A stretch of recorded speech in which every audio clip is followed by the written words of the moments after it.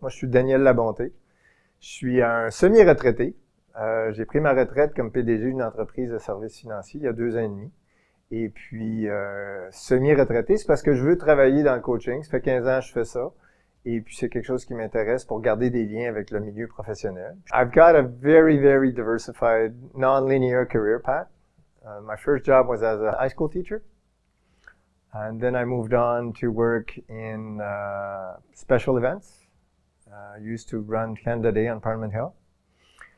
And then I did an MBA, started working for a not-for-profit, leading their marketing activities, eventually moved into the profit sector, worked in marketing, sales, HR, you name them. I was pretty much at all of those services. It was in a financial service firm.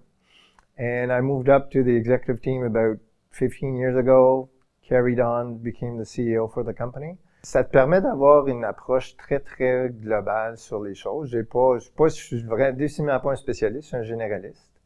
L'ancrage, pour moi, dans le coaching, ça vient du domaine sportif. Je crois beaucoup que si on veut atteindre les performances les plus élevées, faire partie de l'élite, ça prend de l'aide. Donc, le coach, je pense, c'est un catalyseur. C'est quelqu'un qui vient aider à faire avancer. Puis, effectivement, le fait que j'ai une carrière très diversifiée fait en sorte que je peux avoir des conversations avec les gens. Puis, probablement qu'une des contributions que j'aime faire avec les gens, c'est de dire, OK, on peut-tu penser plus large? Tu penses à tel angle ou tel angle ou tel angle? Et souvent, nos clients, ils font affaire avec différents secteurs. Donc, si je fais affaire avec quelqu'un qui est en marketing, il faut qu'il deal avec quelqu'un en vente. Ben, j'ai la perspective des deux côtés. Donc, sans nécessairement pouvoir donner les réponses de ce que ça a l'air, au moins, je peux aider à poser les questions puis permettre aux gens de voir comme j'ai une réalité qui est beaucoup plus large. Mon bac, c'était en éducation physique. Ma première job, c'était éducateur physique dans une école. Et oui, j'ai fait du sport, pas nécessairement au niveau élite, style olympique, mais j'ai fait partie des équipes provinciales. J'ai coaché au niveau des équipes provinciales dans différents sports. Je crois beaucoup dans la notion de dépasser ses limites. Donc, même en étant semi-retraité, j'essaye encore de dépasser mes limites, parce que je pense que c'est là qu'on découvre vraiment qui on est. To me, first and foremost, coaching is anchored in the fact that I have a very, very strong belief in human capabilities. I think people can do a lot more than they think they can. And I think part of the role of a coach is to actually help people see their full potential and access it. I also believe that everybody's very unique. So my coaching approach is not standardized. I don't believe that you first do an assessment, you do this or that.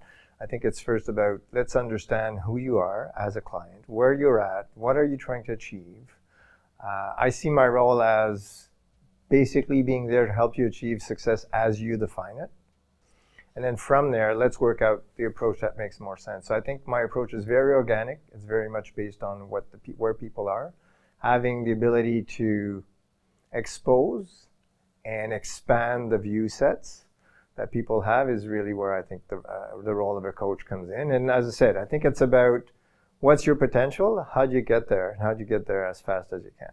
Quand on sort de la zone de confort, c'est là qu'on commence à vraiment apprendre, c'est là qu'on commence à expérimenter la vie. Je crois sincèrement que si tes rêves te font pas peur, ils sont pas assez gros. La notion d'apprentissage en continu, pour moi, c'est vraiment important. Puis comment ça se traduit dans le coaching? Je pense que avec un client, il faut que le coaching, ça soit très, très sécuritaire. Il faut que les gens se sentent, excuse le terme anglais, il faut que les gens se sentent safe. Mais en même temps, il faut que ça soit très inconfortable. Si tu travailles avec ton coach, puis tout est confortable, t'avances pas. Tout est trop facile. Il faut vraiment sortir de ça. Fait que c'est un petit peu, je te dirais, ma philosophie de vie, c'est ça. Faut rêver gros, faut sortir de la zone de confort, faut apprendre tout le temps.